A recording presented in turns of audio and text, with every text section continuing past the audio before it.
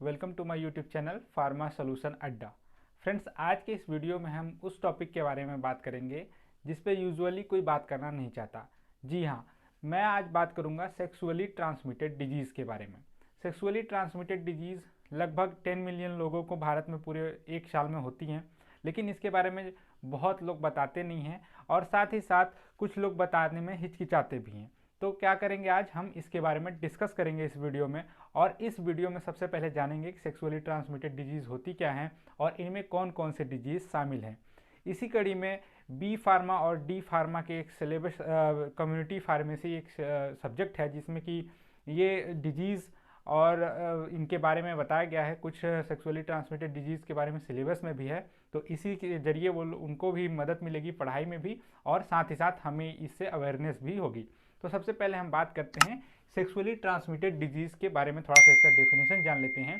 तो ऐसी डिजीज़ जो सेक्सुअली इंटरकोर्स के समय किसी भी गलत हाइजीन के वजह से फैलती हैं, ऐसे डिजीज़ को क्या बोलते हैं हम? सेक्सुअली ट्रांसमिटेड डिजीज़ बोलते हैं।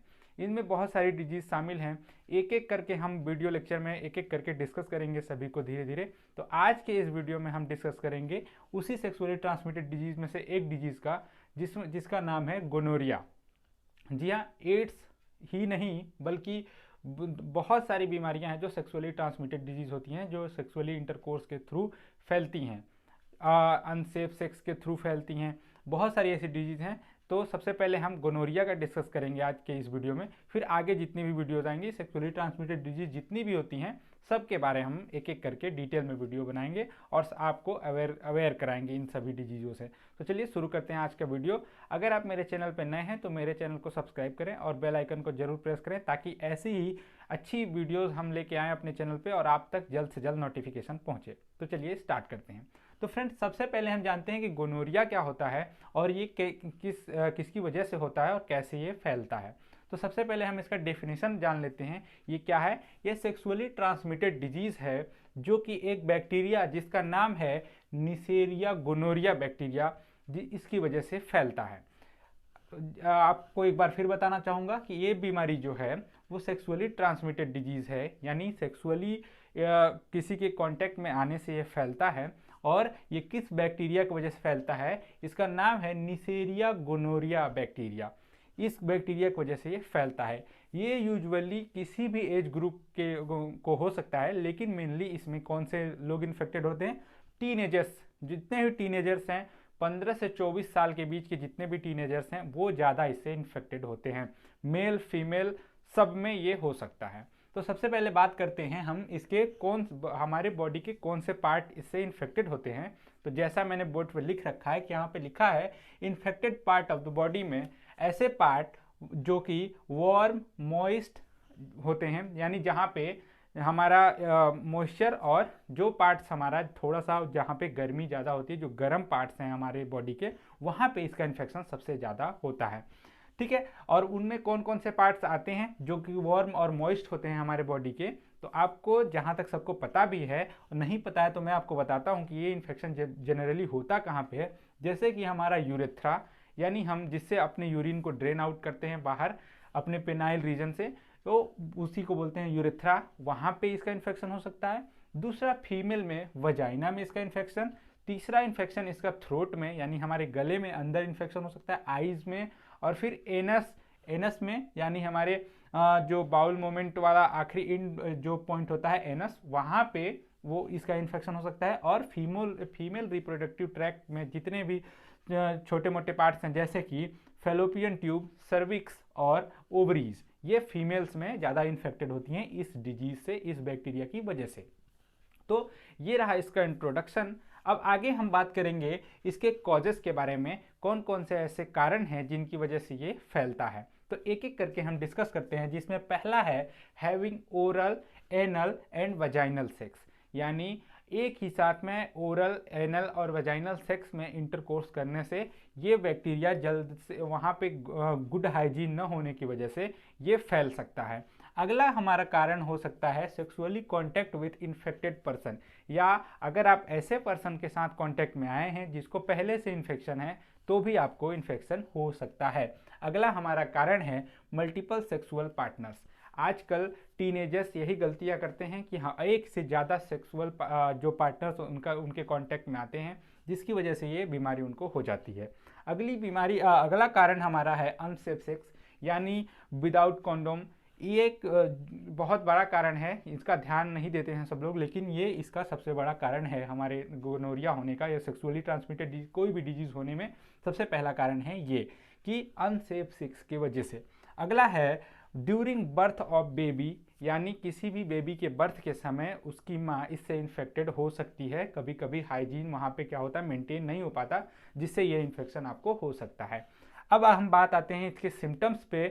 अब हम इसके सिम्टम्स के बारे में थोड़ा सा जान लेते हैं।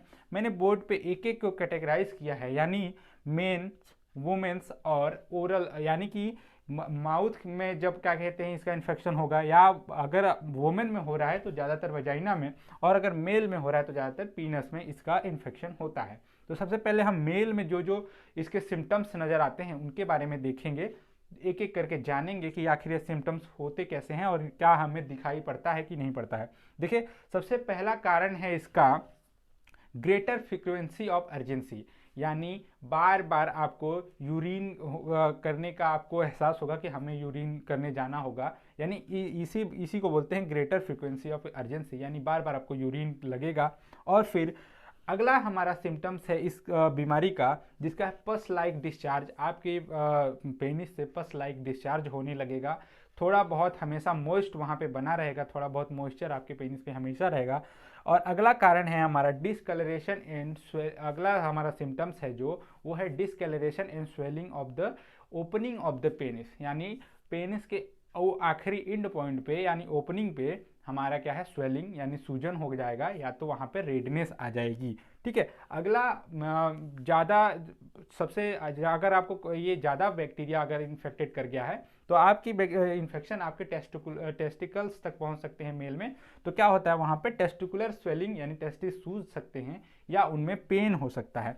और लास्ट इसका सिम्टम्स है जो है पेन हैविंग बाउल मूवमेंट, यानी जब भी आप बाउल मूवमेंट के वाले पोजीशन में आएंगे तो आपके बाउल रीजन में भी आपको पेन हो सकता है। ये छोटे मोस्ट सिम्टम्स थे जिनको मैंने आपको बताया, जो कि मेल के लिए हैं। अब हम देखते हैं फीमेल में कौन कौन से, यानी उनकी वजाइनल एरिया में अगर इन्फेक्शन हुआ है तो कौन कौन से सिम्टम्स नज़र आएंगे।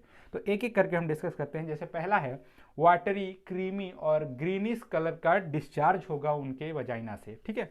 और नेक्स्ट है अर्जेंसी, इनमें भी यूरिन करने का बार बार मन करेगा, जिसे बोलते हैं हम अर्जेंसी। इनके अंदर भी यही सेम सिम्टम्स है जो मेल में था। और अगला है पेन ड्यूरिंग वजाइनल सेक्स, जब पेनिट्रेशन होगा, हाई पेनिट्रेशन की वजह से क्या होता है उसमें अगर ये इन्फेक्शन हुआ है तो आपको पेन बहुत ज़्यादा होगा सेक्स के समय। इचिंग ऑन एनस, यानी आपके एनल रीजन में क्या होगा कि बहुत ज़्यादा खुजली होगी, एनस इचिंग होगा। और रेक्टल ब्लीडिंग भी हो सकती है। कभी कभी क्या होता है कि आपके रेक्टम से ब्लीडिंग भी होने लगती है। जब भी आप बाउल मूवमेंट के पोजीशन में आते हैं तो क्या होता है वहाँ से आपके ब्लीडिंग भी होना शुरू हो जाता है। आखिरी इन्फेक्शन मुंह में अगर हुआ, ओरल सेक्स के थ्रू अगर कोई भी इन्फेक्शन हुआ तो क्या हो सकता है, फीवर हो सकता है आपको, और सोर थ्रोट यानी मुंह में सोर्स हो सकते हैं। अगला है इन्फ्लामेशन, रेडनेस ऑन थ्रोट, यानी आपके थ्रोट में, आपके गले में जो है वो इन्फेक्शन हो सकता है या रेडनेस आ सकती है। ये थे इसके सिम्टम्स। अब हम बात करते हैं इसके ट्रीटमेंट के बारे में। देखिए, ट्रीटमेंट आपको डायग्नोसिस करवाना होगा। इसके कुछ टेस्ट हैं, जैसा मैं बोर्ड पे लिख दे रहा हूँ। इसका डायग्नोसिस कौन कौन से तरीके से हो सकता है। डायग्नोसिस के लिए आप क्या क्या करवा सकते हैं। डायग्नोसिस के लिए आप यूरिन टेस्ट करवा सकते हैं, यूरिन टेस्ट या यूरिन एनालिसिस को बोला जाता है मेडिकल टर्म में। और एक है आपका ब्लड टेस्ट। ब्लड टेस्ट से भी आपको पता चल जाएगा कि आप क्या सेक्सुअली ट्रांसमिटेड डिजीज़ के चपेट में आ गए हैं या नहीं। तो ये दो टेस्ट आप करवा सकते हैं इसको पहचानने के लिए। अब बात आती है ट्रीटमेंट की।